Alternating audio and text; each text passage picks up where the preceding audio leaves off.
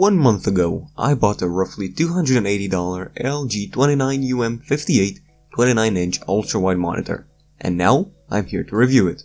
So, here we go. The packaging is a no-thrills brown and black cardboard box. It lists some of the specs, and just in case you forgot what you ordered, don't worry, LG made sure to put the name on the box about 20 billion times.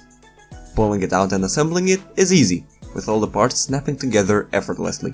Taking a few steps back lets us take a look at the matte finish IPS panel in all its glory. Coming from a 21.5-inch 16:9 monitor, my first impression was, this thing is huge. Coming in at 70 cm wide and 41 cm tall, stand included, it takes up a pretty large chunk of my desk, so make sure you have room for it if you decide to buy it. For lack of bananas, here's a AAA Panasonic battery for scale. Thin bezels give it a very pleasant look, with the panel itself not being that thick either. I would have preferred a matte finish for the plastic as well, instead of the fingerprint magnet glossiness, but that's a minor complaint. The tilt angles are good as well, allowing me to adjust for my height without any problem whatsoever. Taking a peek around the back, we see the one-piece black plastic panel and the rather large LG logo, which could have done with being a little bit smaller.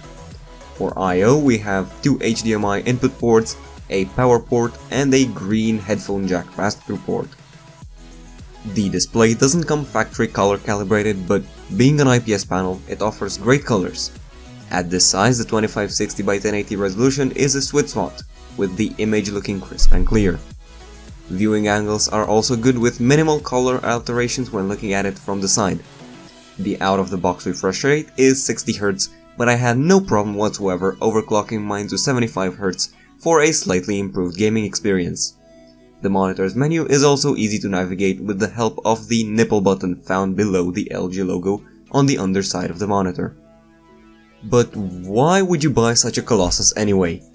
Well, there are some pretty big perks to the 21:9 aspect ratio, with the display being 33% wider than 16:9 counterparts.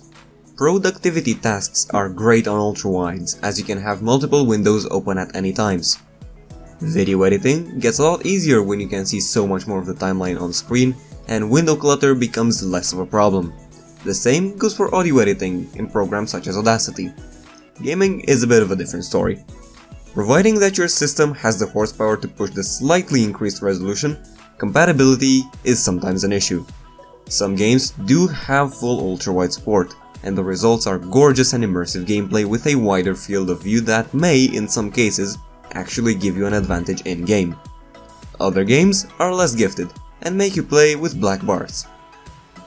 Similarly, YouTube videos will usually run with black bars, but movies, most of which are usually shot in 21:9, will more often than not fill up your entire screen, making for an outstanding viewing experience. So, what's the verdict? In my opinion, if you are still running a generic 22 or 23-inch 16:9 60Hz monitor and have the cash to pick this thing up, go right ahead.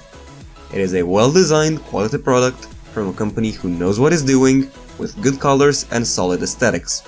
Plus, you get the bonus of having the 21:9 aspect ratio and all the perks that come with it. So, that was my review of LG's 29-inch ultra-wide beast.